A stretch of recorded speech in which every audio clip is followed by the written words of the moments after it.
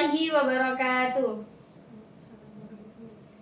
Selamat pagi sahabat setia channel Ma'had 1 dimanapun kalian berada. Senang sekali kita dapat bertemu kembali dalam program favorit kita, yaitu podcast. Mantul podcast, mantul banget loh. Baik, dalam episode kita kali ini kita akan membahas tentang tema yang sangat menarik, yaitu You are what you think. Kamu adalah apa yang kamu pelajari. Gitu. Jadi tema ini tuh bukan hanya menggugah, tetapi juga mengajak kita untuk merenungkan perjalanan kita masing-masing. Begitu, Kak. Dalam dunia yang terus berkembang, pembelajaran inti dari identitas kita, setiap pengalaman, setiap pelajaran yang kita ambil itu membentuk siapa diri kita saat ini. Jadi semoga pada episode kita kali ini kita dapat memberikan inspirasi dan wawasan baru tentang bagaimana kita dapat memaknai pembelajaran dalam kehidupan kita sehari-hari. Gitu. Oke, tanpa berlama-lama lagi karena di samping saya sudah ada seorang narasumber yang luar biasa. Mari kita sambut Kakak Akas Asih Sumanding. Masya Allah. Assalamualaikum, Kak. Waalaikumsalam warahmatullahi wabarakatuh. Bagaimana kabarnya nih? Alhamdulillah ana bil khair wa afiyah. Alhamdulillah. Ini benar gak kalau saya manggilnya Kak Aas? Iya, betul, Ti. Saya manggilnya apa ya, Ti? Manggil Ti saja. Iya, Ti boleh, iya. Oh, Ti Nurin. Oke, baik, Ti Nurin. Oke. Gimana nih keseharian kuliahnya Kakak? Apakah lancar? Alhamdulillah lancar, mulai padat dan mulai merasa capek dengan tugas-tugas yang sangat padat ya, karena mendekati UAS juga. UTS ya, Kak. UAS. UTS. Kan baru bulan apa? Perasaan baru kemarin deh masuk. Oh iya, UTS. Mohon maaf. Jadi karena kita udah menginjak semester 4 ya Kak, Iya, mungkin jadi tugasnya itu udah nggak biasa lagi, yang udah mulai luar biasa gitu ya. Tugasnya selalu menantang dan membuat hari-hari semakin jenuh. Iya, membuat kita sering begadang nggak sih Kak? Betul sekali. Sama ya. FYI, Kak As ini adalah seorang alumni Mahasantri, betul nggak Kak? Betul, betul sekali Tinurin. Alumni Mahasantri tahun berapa nih? Tahun angkatan berapa? Lulusan tahun berapa? Lulusan 2024. 2024. 2024. Kakak masuknya 2023. Ya, masuk ke menjadi mahasiswa 2023. Iya, Kemudian keluar dari Mahad 2024. Berarti kita seangkatan dong? Iya. Nggak pernah ketemu? Pernah. Sering ketemu ya? Sering ketemu malahan. Oke, jadi Kak Aas ini adalah seorang runner-up 1 Duta Fakultas Tarbiyah dan Ilmu Keguruan UIN Sayyid Ali Rahmatullah Tulungagung tahun 2024. Masya Allah. Baik Kak Aas, bisa diceritakan sedikit tentang perjalanan Kak Aas sampai ke detik ini menjadi runner-up 1 Duta FT. Bagaimana?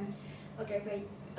Tentunya banyak sekali rintangan dan tantangan ya untuk sampai menjadi runner-up 1 Duta FTIK 2024. Nah, karena Duta FTIK ini kan di tahap fakultas, di taraf fakultas ya, yang menaungi beberapa program studi, dan salah satunya FTIK ini juga memiliki banyak sekali terhitung 12 program studi jurusan tarbiyah dan keguruan begitu. Dan menurut saya ini adalah salah satu hal yang challenging menurut saya dalam hidup saya, terutama juga karena benar-benar saya keluar dari zona nyaman saya. Dan notabene-nya saya dulu adalah alumni dari pondok pesantren. Nah, kemudian memutuskan untuk berkuliah di UIN 1 Tulungagung dan mencoba hal baru, yaitu masuk ke ajang pageant dengan mengikuti Duta FTIK tahun 2024 ini. Dan Sebelumnya, fun fact, saya itu suka, berawal dari saya itu tertarik dengan dunia pageant nih. Iya. Gimana awalnya? Awalnya dulu ketika akan masuk ke Ma'had, Ya. akan menjadi mahasantri di Ma'had UIN sini, itu kan kita masuk tahun 2023 bulan Septemberan. Iya. Bulan November September Iya. lah. Nah, di situ ada ajang pemilihan duta di prodi saya, prodi bahasa Indonesia. Oh, kakak dari itu? Iya, Bahasa saya dari Indonesia. bahasa Indonesia. Uti sendiri dari prodi mana? Ana dari mana ya? Dari Tadris Kimia. Sama dong, sama-sama FT. Iya, sama-sama FT. Nah, kebetulan saya alhamdulillah keterima menjadi mahasiswa di Ma'had UIN di Ma'had UIN 1 di Yeah. sini. Kemudian saya berpikir lagi, ketika saya nanti akan mendaftarkan diri menjadi duta bahasa Indonesia, apakah saya nanti bisa membagi waktu? Apakah saya bisa membagi waktu antara kegiatan di Ma'had, kuliah, kemudian organisasi? Yeah. Kebetulan saya juga bergelut di bidang organisasi di Ikut HMPS Iya, juga? saya ikut HMPS. Masya Allah, sangat padat ya. HMPS juga Ti. Jadi sangat awal-awal masuk Ma'had itu sangat merupakan hal yang sangat challenging menurut saya, hal yang sangat tertantang gitu dalam hidup saya. Terus akhirnya saya daftar apa enggak ya untuk menjadi duta program studi Tadris Bahasa Iya. Indonesia. Kemudian saya mengurungkan niat saya dulu. Nanti dulu saya fokus kepada Ma'had, kemudian kuliah dan organisasi saya dulu. Berarti itu belum jadi daftar? Saya belum jadi daftar. Nah, keinginan saya yang saya pendam Iya. pada 2023 akhir itu saya simpan. Kemudian ketika pendaftaran duta FTIK fakultas di Taraf Fakultas Novemberan itu saya membangkitkan niat saya kembali untuk memantapkan diri menjadi bagian dari duta FTIK. Masya Allah. Saya Kemudian? memberanikan diri. Iya. Ini benar-benar di luar zona nyaman saya. Nah, saya lagi padat-padatnya, lagi repot-repotnya.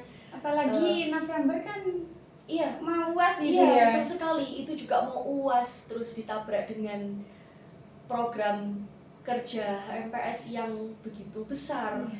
Kemudian bismillah, saya mencoba lagi untuk meniatkan apa yang saya inginkan di tahun sebelumnya. Masya Allah. Dari cerita kakak tadi, kakak cerita kalau berasal dari alumni pondok pesantren, bukan? Iya, betul sekali, Ti. Pondok pesantren mana, Kak? Pondok pesantren Al-Falah Ploso Kediri. Kakak dari Al-Falah? Iya, alumni Queen. saya alumni Al-Falah. Masya Allah. Di pondok yang induk, tapi di induknya ada pondok cabang. Di Berapa Suraya. tahun? Oh, di Suraya. Iya, di Suraya. Di Suraya itu saya sejak kelas 7 Kelas SMP. 7? Iya, Sampai lulus SMA. Jadi terhitung berapa nih? 6 tahun. 6 tahun ya. 6 Masya tahun. Allah, 6 tahun ada di pondok Al-Falah Ploso. Siapa sih yang nggak tahu pondok Al-Falah Ploso? Sebesar itu, pondok besar kedua setelah Lirboyo ya, Kak. Masya Allah. Apakah di Al-Falah itu sendiri ada ajang seperti Miss atau duta-duta gitu, Kak? Ada, Ti. Ada. Jadi di Al-Falah itu Iya. ketika akan menuju ke wisuda ya. Kalau di sini namanya wisuda, kalau di pondok itu namanya tasyakur. Tasyakur itu namanya ada kegiatan pratasyakur. Nah, di situ diisi dengan kegiatan-kegiatan non akademik. Tapi juga ada diselingi seperti lomba qiraatul kutub, lomba muhafadzah dan lain-lain. Nah, salah satunya untuk meningkatkan skill public speaking. Iya. Para santri itu juga diadakan ajang Miss. Kalau di pondok saya namanya Miss. Miss apa gitu? Miss Pondok gitu? Miss Pondok, iya, Oh. Miss Pondok. Biasanya diambil berapa gitu, Kak? Itu diambil per kelas, per angkatan gitu. Misal satu sanawi nanti mendelegasikan satu orang, Oh, dua gitu. sanawi mendelegasikan 2 orang. Nah, kebetulan pas itu saya pernah menjadi perwakilan delegasi dari angkatan saya kelas 3 sanawi itu alhamdulillah masuk dalam finalis. Kemudian saya mendapatkan juara 3. Masya Allah. Dua, Ti. dan kostum terbaik. Masya Allah.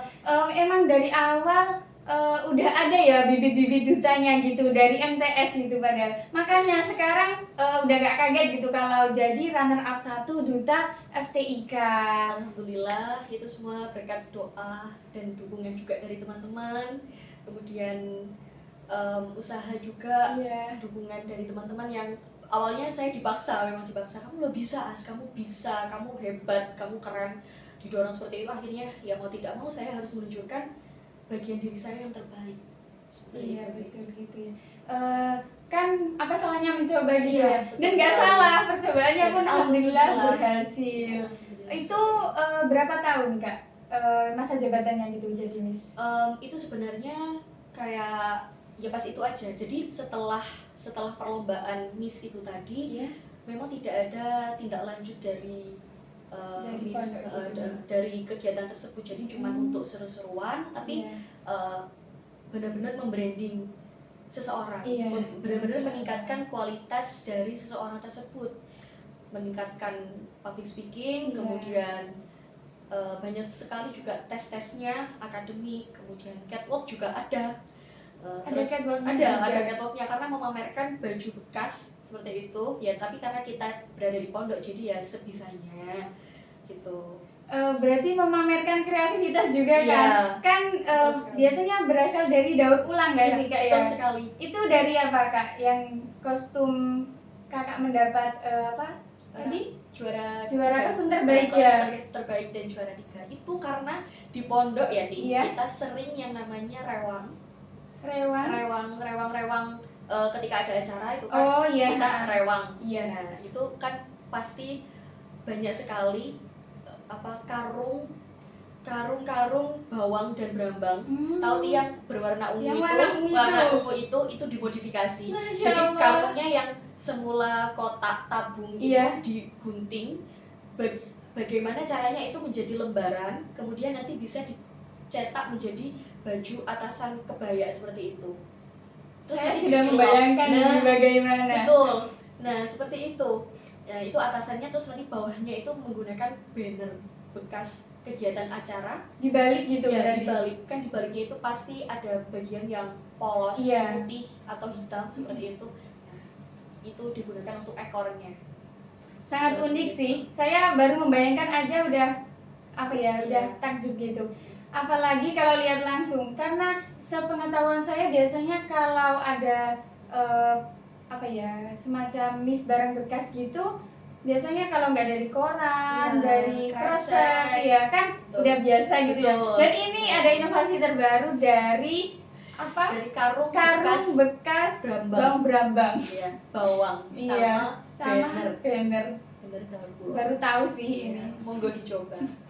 Bisa dilihat ya, mungkin Bisa. ditayangkan di Bisa. IG-nya Alfalah. Ya ada di Kinalala, di highlight Instagram saya juga ada. Mungkin penonton bisa dilihat ya, yang kepo sama itu gaunnya Kak Aas. Oke. Monggo bisa silaturahmi. Oke Kak, bagaimana sih Kakak menghadapi tantangan dan kesulitan selama proses belajar selama ini sampai detik ini gitu, gimana, apa aja Kak? Oke Ti, cara kita berbicara tentang cara, mungkin saya bisa berbagi sedikit tips and trick Iya. ya untuk para penonton mantul, terus kepada hadirin yang ada di sini, berbicara tentang tantangan. Oke. Langkah pertama yang saya pernah terapkan, Iya. yang pertama itu adalah belajar legowo. Ikhlas gitu ya. Ikhlas. Legowo itu dalam bahasa Jawa. Kalau Iya. di bahasa Indonesia kan legowo itu adalah menerima setiap apa yang telah digariskan. Berusaha sabar. Tapi ini masih taraf belajar karena legowo itu kan urusannya dengan hati. Iya. Nah, tantangan sendiri itu kan notabene-nya ada dua. Tantangan yang kita ciptakan sendiri Iya. dan tantangan yang memang sudah takdir digariskan oleh Yang Maha Kuasa. Seperti itu. Nah, ketika kita menghadapi tantangan, seringnya kita merasa kesulitan, seringnya kita merasa bahwa ini tidak adil. Iya, betul. Ini yang saya timpa, tantangan ujian yang kita hadapi, yang saya hadapi ini, kenapa berbeda, paling berat sendiri gitu berbeda ya. dengan orang lain. Kita membanding-bandingkan tantangan Iya. kita sendiri dengan yang dihadapi dengan orang lain. Nah, bagaimana caranya ini kita belajar legowo, nerimo dengan tantangan yang telah diberikan pada saat menjalani kehidupan. Nah, karena legowo ini erat kaitannya dengan hati, dengan manah, dengan ikhlasnya bagaimana kita menjalani tantangan tersebut. Makanya berawal dari hati, kita itu harus bisa rileks, kita harus bisa berdamai dengan hati kita dulu, baru nanti kita bisa merubah bagaimana kita bersikap seharusnya untuk menjalani tantangan di kehidupan tersebut. Nah, untuk tips yang kedua adalah baru berusaha. Setelah kita ikhlas, betul. ikhlas dan bisa menerima hati kita gitu ya. Segala hal yang menurut kita tidak sesuai dengan keinginan kita mencoba belajar untuk ikhlas. Yang pertama gitu ya. Yang kedua, apakah? Yang kedua, kita berusaha dalam tindakan. Nah, berusaha dalam tindakan itu yang pertama tadi berawal dari hati yang bisa menerima keadaan, kemudian kita bertindak sesuai dengan apa yang seharusnya kita lakukan. Kita harus berpikir dengan jernih, kita berpikir dengan hati yang ikhlas dan pikiran yang tenang. Bagaimana selanjutnya kita harus bertindak, bagaimana selanjutnya, ke arah mana tantangan ini akan kita bawa, akan kita arahkan, sehingga ketika kita menjalankan kehidupan selanjutnya, menjalani tantangan tersebut, kita enak, kita enteng. Oh, aku ikhlas kok dengan tantangan hari ini, aku ikhlas kok dengan apa yang sedang Allah uji kepada saya. Dan maka tindakanku ini, yang hari ini saya lakukan, saya maksimalkan. Saya benar-benar melakukan hal ini, hari ini, itu dengan penuh kesungguhan. Seperti itu, Tri. Karena dengan sadar kita udah ikhlas menerima segalanya gitu ya. Jadi kita mau melakukan apapun itu rasanya udah nggak berat gitu ya Kak. Gitu, lebih enteng. Kemudian yang terakhir adalah nomor 3, berdoa. Berdoa ini adalah final chapter. Itu kunci utamanya sih. Betul sekali deh. Berdoa, menyerahkan diri kepada Allah Subhanahu Wa Taala terhadap semua apa yang telah digariskan, terhadap semua tindakan yang telah kita coba untuk menjalankan ujian dan tantangan yang telah diberikan. Kemudian selanjutnya adalah berdoa. Memang kita sebagai manusia itu memiliki segudang harapan, sejuta keinginan, banyak sekali doa-doa yang dilangitkan, kemudian kita berharap hajat kita terkabul. Tetapi kita harus ingat, kita sisakan satu ruang ikhlas, sehingga ketika usaha kita tidak sesuai dengan ekspektasi, dengan ketetapan yang telah diberikan, kita masih tetap bisa menerima. Seperti itu, karena sesungguhnya sejatinya tidak ada usaha yang sia-sia dan tidak ada doa yang percuma. Masya Allah. Jadi tetap kunci utamanya itu tetap doa ya teman-teman, dan harus dibarengi dengan usaha dan juga keikhlasan hati kita gitu. Kemudian jika kakak bisa memilih satu pelajaran atau pengalaman yang paling berpengaruh dalam hidup kakak, bisa disebutkan dan bagaimana pengalaman tersebut bisa membentuk diri kakak yang sekarang ini. Oke. Dulu bercerita dengan masa lalu ya. Iya. Saya itu pernah nggak suka dengan nama saya. Kenapa Kak? Karena menurut saya nama saya tuh kayak terlalu Jawa gitu, Ti. Terlalu Jawa, dan di era sekarang, di era Gen Z, itu menurut saya dibandingkan dengan nama-nama teman-teman saya yang lain, itu kayak nama saya ketinggalan zaman sekali, seperti itu kan. Nama saya Akas Asih Sumandi. Dulu saya waktu kecil itu, kenapa sih Pak, Bu, saya dinamakan dengan nama yang Jawa sekali? Mengapa? Gitu. Saya pernah nggak terima, saya pernah mengadu, mengomel kepada orang tua saya. Akhirnya diceritakanlah nama saya. Gini loh, Dok, semua orang tua itu memberikan nama kepada anak itu bukan tanpa alasan, karena nama itu adalah doa. Betul sekali, Ti. Nah, apa sih arti dari nama saya? Oke, pertama, karena nama saya itu bukan bisa dijelaskan secara panjang, tapi Iya. satu per satu Satu kata. persatu. Iya. Nah, akas. Iya, bagaimana? Kita mengulik kata nama akas. Nah, akas itu saya mendengar kata akas itu saya sudah nggak suka, kayak kenapa sih aku harus dinamakan akas gitu. Nah, akas itu Jawa dong. Akas itu artinya rajin, sehat, etes, tau etes nih? Oke. Apa ya? Apa? Rajin ya. Apa ya? Etes itu kayak apa ya? Enak gitu ya? Enak gitu ngomongnya kayak gitu gak sih? Gitu, akas gitu. Nah, itu perpaduan dari kamu itu rajin, sehat, dan alhamdulillah sampai sekarang ketika saya dihadapkan dengan kegiatan-kegiatan kemudian apapun yang menjadikan hari itu padat, Iya. saya tidak pernah atau hampir tidak pernah merasakan sakit atau Masya apa ya, sakit yang berkelanjutan, terus habis itu dirawat inap mungkin, terus berobat secara rutin, itu belum sampai pernah. Seperti itu, sakit ya sakit, capek tidur, selesai, tetap sehat kembali, Iya. tetap akas lagi gitu deh. Terus kemudian nama selanjutnya adalah Asih. Nah, Asih itu mungkin ini agak familiar ya, di Asih Iya. kan kasih sayang Iya. gitu. Harapannya saya adalah menjadi orang yang penyayang, asih gitu, welas asih, menjadi orang yang welas asih. Kemudian Sumanding. Nah, ini Jawanya itu menurut saya ada di sini. Puncaknya gitu ya, Iya. menurut kakak. Kenapa saya harus dinamakan Sumanding gitu?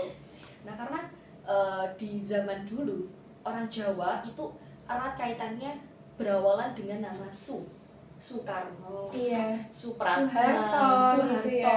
terus apalagi Sudirman. Iya, ya kan? banyak banget Banyak tuh. sekali, Tim. Nah, kenapa sih saya di era zaman sekarang harus bernama Sumanding gitu?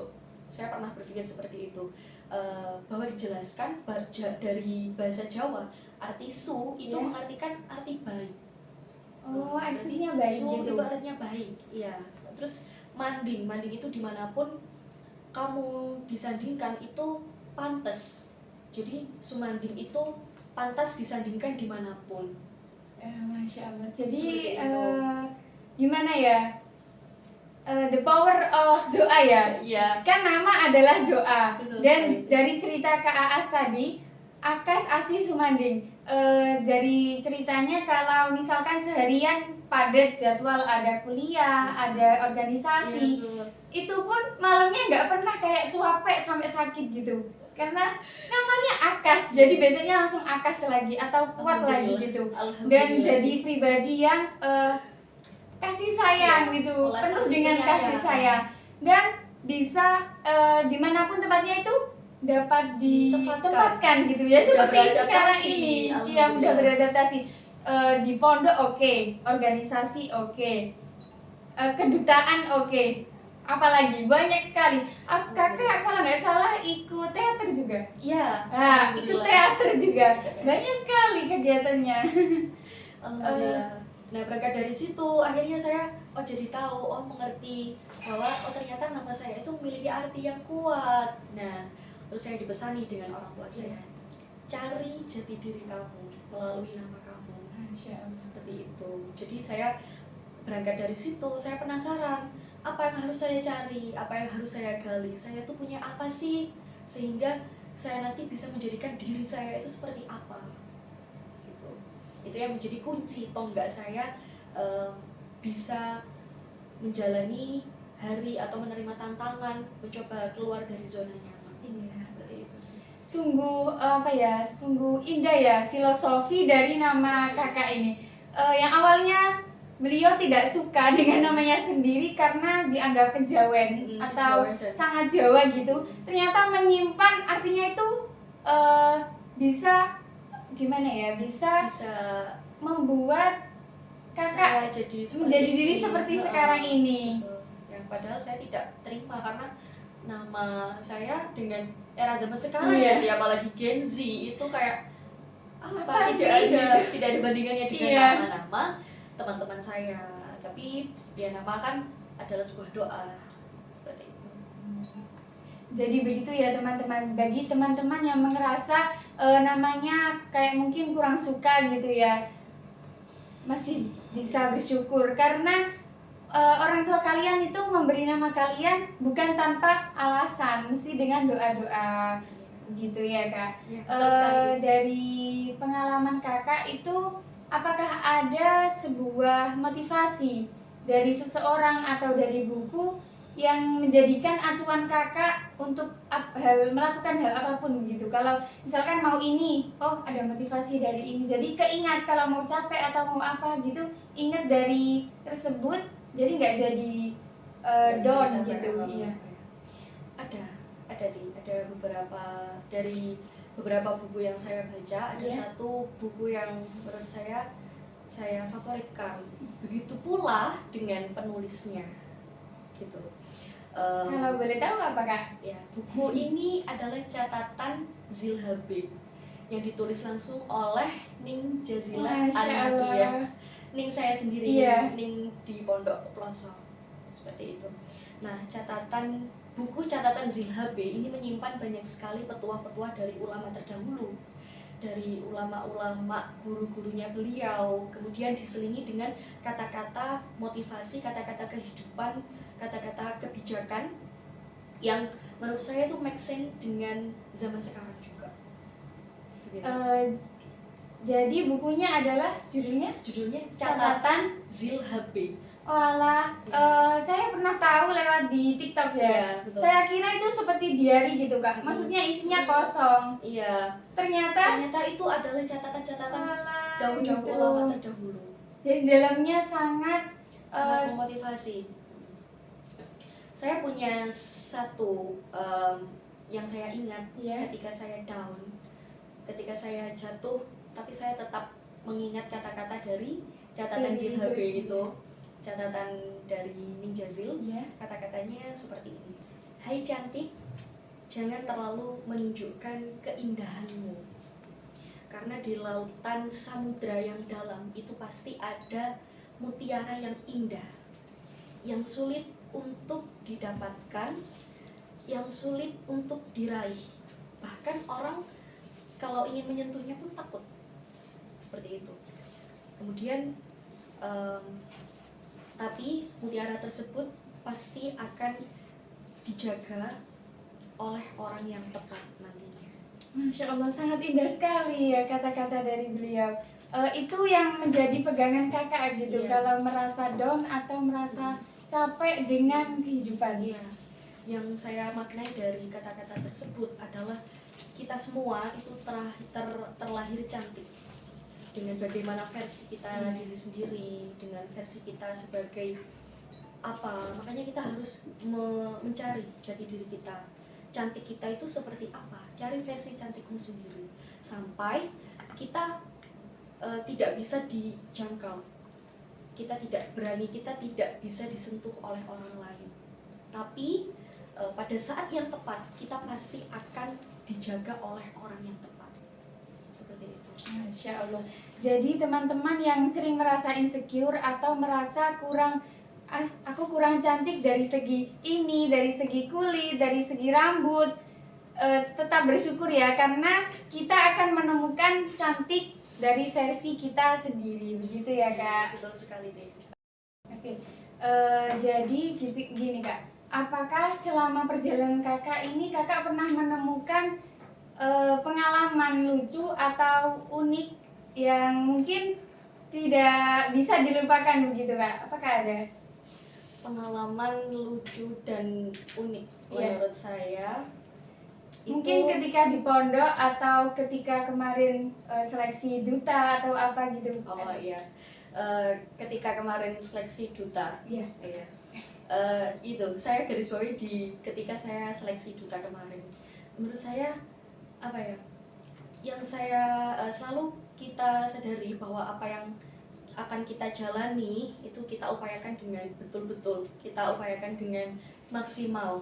Nah, dan menurut saya ketika saya seleksi duta kemarin itu adalah hari dimana saya padat-padatnya, minggu-minggu tersebut adalah padat-padatnya organisasi, entah kuliah, entah urusan di rumah, entah pikiran-pikiran yang lain. Kemudian jadilah ikut seleksinya itu saya juga membekali ilmu dari Ma'had Al Jamiah juga, karena seleksinya salah satunya adalah nilai kemahiran bahasa Inggris itu juga menjadi nilai plus. Nah, karena di Ma'had itu dibiasakan berbicara bahasa Inggris di hari-hari tertentu, di setiap harinya, gantian bahasa Arab, bahasa Inggris. Nah, itu menjadi bekal saya untuk berani maju ke seleksi duta. Nah, bahkan sertifikat Binador 30 juz itu saya sertakan juga. Itu apa ya, untuk itu membranding, juga jadi poin plus gitu. Saya juga jadikan poin plus. Saya kata Binador 30 juz, saya dulu alumni Ma'had Al Jamiah, itu saya sertakan karena itu juga salah satunya membranding Ma'had. Kemudian saya sertakan juga ijazah dari pondok saya dulu. Kemudian ditambah pas wawancara kemarin itu saya juga menyertakan beberapa ilmu yang saya dapatkan di Ma'had Al Jamiah ketika berbahasa Inggris dan bahasa Arab, dan itu merupakan pengalaman yang berkesan menurut saya. Betul. Oh, ternyata penerapannya di sini. Oh, ternyata saya memetik buahnya di sini. Apa yang saya telah pelajari kemarin setahun penuh di Ma'had itu benar-benar menjadikan saya lolos seleksi. Itu menurut saya pengalaman yang mengharukan, yang bukan saja lucu dan unik, tapi pengalaman yang membuat saya itu terharu. Saya nggak nyangka dengan diri saya sendiri. Akhirnya maju ke 7 besar, bahkan mengalahkan beberapa seleksi, mengalahkan beberapa duta yang notabene-nya itu berangkat dari duta prodi dahulunya. Bahkan saya kan belum pernah mengikuti ada gitu duta di kampus, dan dulunya tidak jadi mengikuti duta prodi, dan malah memberanikan langsung daftar ke fakultas. Ya, di duta fakultas lah ternyata keterima lolos finalis 7 besar gitu. Dan sampai akhirnya tahap di panggung itu lolos 5 besar, dan itu merupakan hal-hal yang sangat membuat saya deg-degan pasti. Uji kemahiran di situ juga pasti ya. Fun fact, dulu saya juga pernah mengikuti lomba storytelling di Ma'had, tapi belum berkesempatan menang dulu. Di Ma'had kan itu dulu ada program kegiatan acara bahasa, NCF gitu ya. Nah, itu betul. Nah, saya menjadi salah satu pesertanya, tapi saya tidak berkesempatan menjadi juara. Nah, berangkat dari situ saya masih tertantang nih. Apa sih bidangku? Apakah aku bahasa Inggris itu bisa?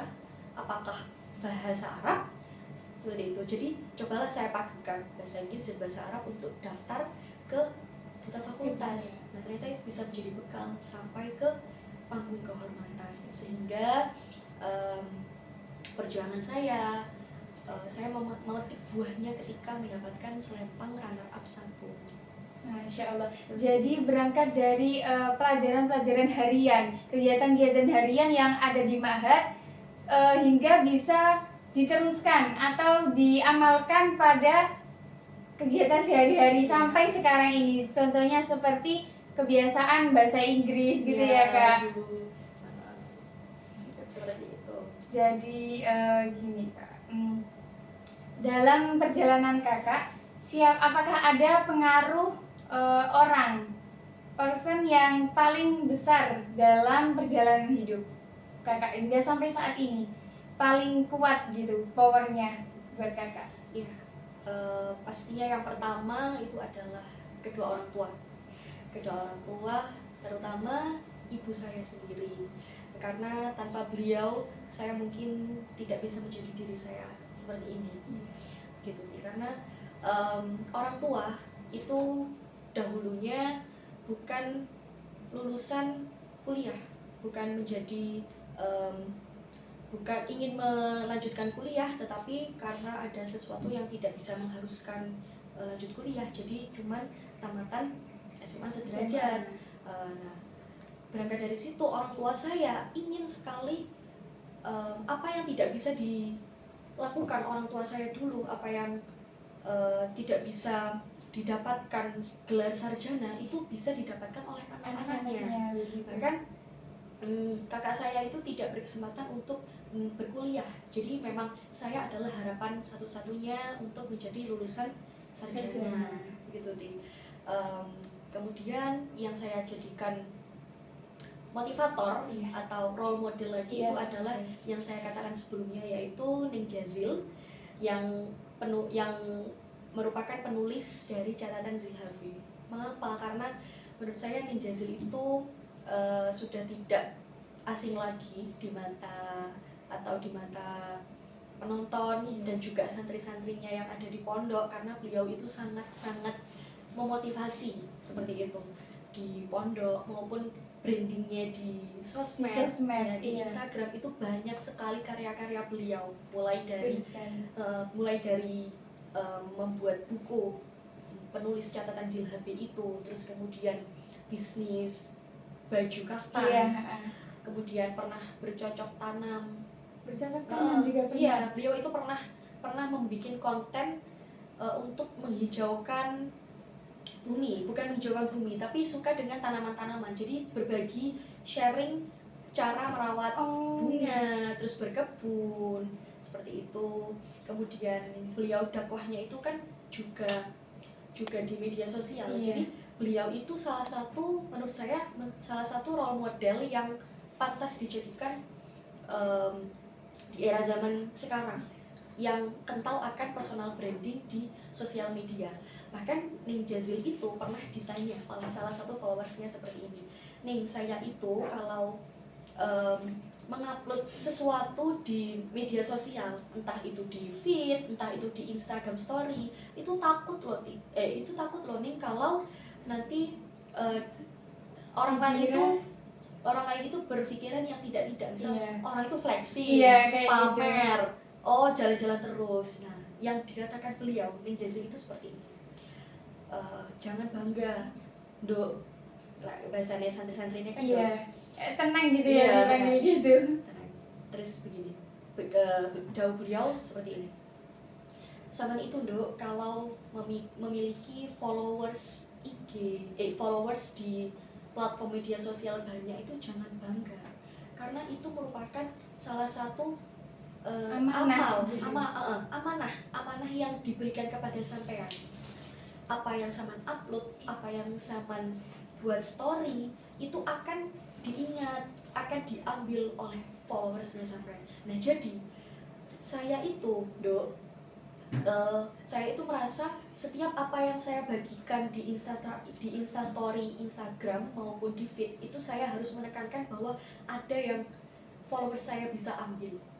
Jadi beliau itu selalu menyelipkan kata-kata mutiara, motivasi di setiap foto-foto beliau. Jadi orang lain itu tidak hanya sekedar melihat Ning Jazil lagi jalan-jalan ke mana, tapi beliau juga sambil dakwah, sambil mengaji, sambil menyelipkan kata-kata di situ. Jadi orang lain itu ketika melihat story beliau itu selalu, ini yang dapat saya ambil dari Instagram beliau, seperti itu. Mungkin berasal dari story gitu ya Kak. Misal ada orang yang ngelihat story beliau, misalkan lagi down gitu, terus ada kata-kata beliau yang mungkin bisa menyentuh hati dia gitu sekali. Kan jadi dia nggak jadi down lagi gitu.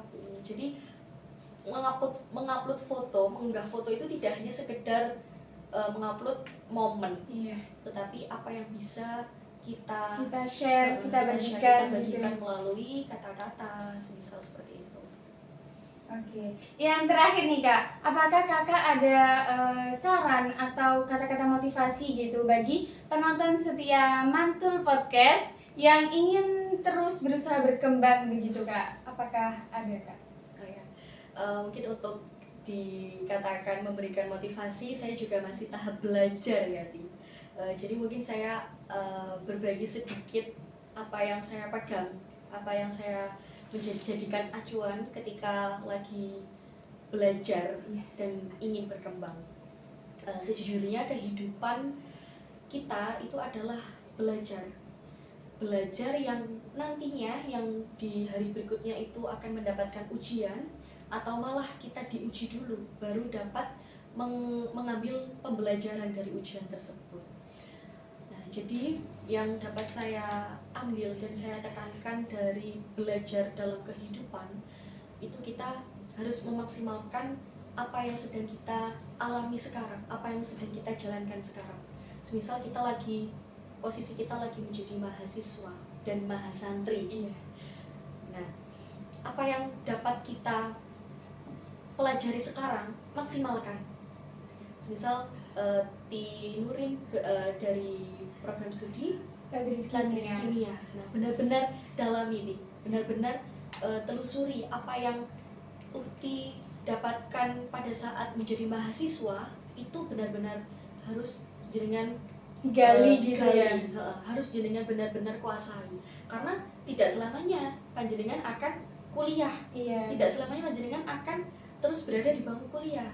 Akan saat adanya kita nanti wisuda, kemudian kita mencari pekerjaan, nah itu nanti rasanya, tahapnya, prosesnya itu sudah berbeda.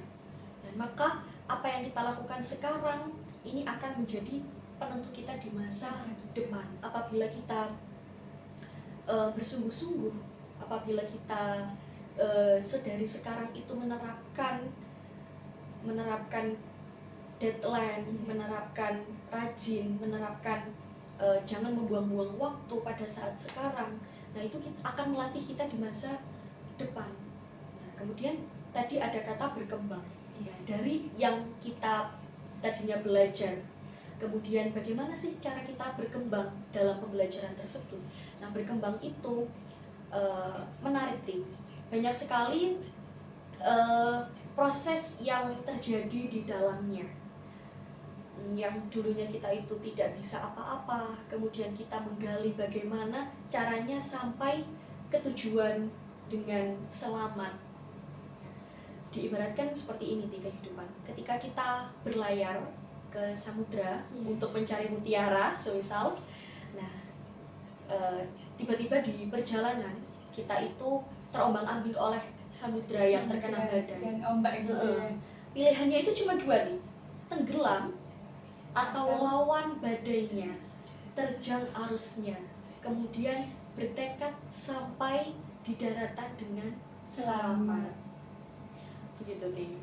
Oke, jadi tadi di kehidupan itu diibaratkan seperti perahu atau kapal gitu ya Kak. Kapal yang berlayar di tengah samudra. Betul sekali. Dan di tengah-tengah perjalanan kita itu tiba-tiba ada ombak besar. Ombak di ibarat seperti masalah yang datang dalam kehidupan kita. Dan pilihannya cuma ada dua, diterjang atau kita tenggelam dalam lautan tersebut. Betul sekali, Ting. Gitu ya Kak. Iya, betul sekali, Ting. Alhamdulillah, tak terasa ya Kak, bincang-bincang seru kita sudah sangat lama. Ya, mungkin lebih dari 20 menit ya. Alhamdulillah, nggak terasa ya. Iya. Ternyata secepat itu kita berbincang-bincang pada pagi hari ini. Terima kasih ya kepada Kak Aas yang telah membagikan kisah inspiratifnya. Dan penonton bisa mengambil beberapa hikmah atau pelajaran yang bisa diambil dari cerita Kak Aas tadi.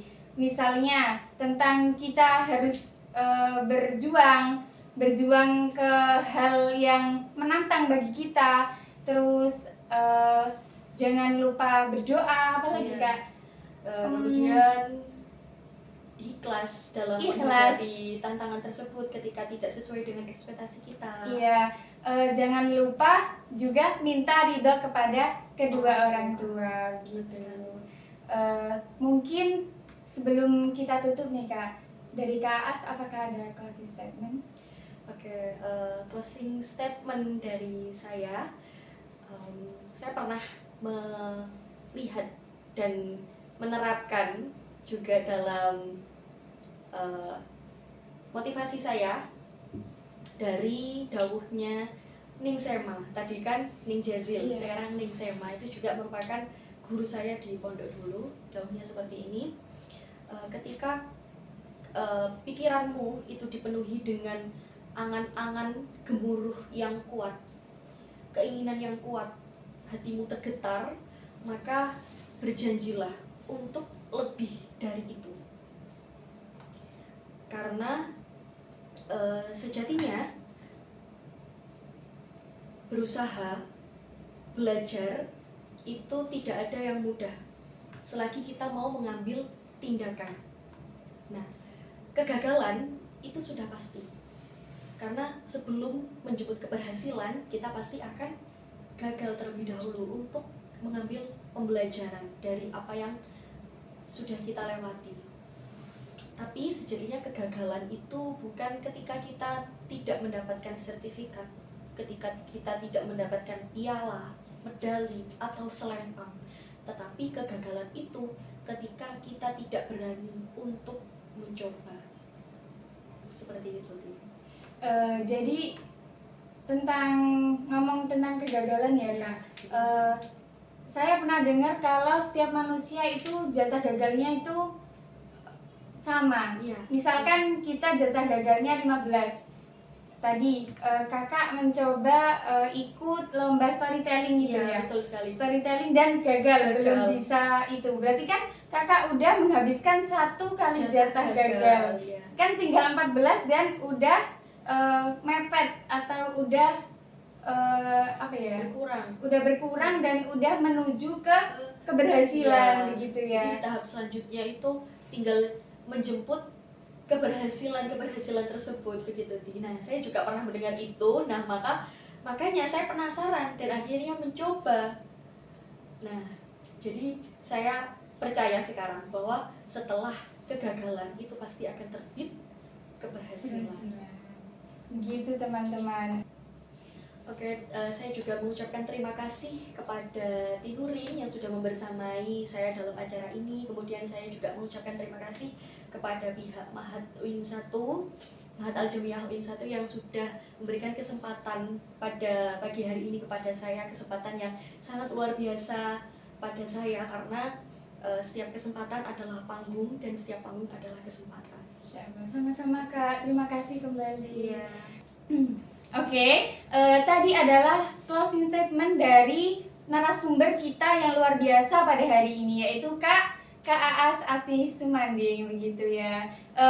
Jadi sebelum kita akhiri, saya sebagai teman pemandu host dari Kak Aas ingin berpantun nih, boleh nggak nih Kak? Boleh dong. Boleh. Oke. Cakep. Belum. Oke, belum. Bu Nurin menanam alang-alang. Cakep. Nanemnya bareng Mas Nathan. Cakep. Walaupun kita harus berpisah sekarang, semoga dapat bertemu kembali di lain kesempatan. Nanti kalau saya bilang mantul podcast, kakak ikut jawab mantul banget gitu loh dengan gerakan gini ya Kak. Oke, siap Tinurin. Sudah siap? Sudah siap. Mantul podcast.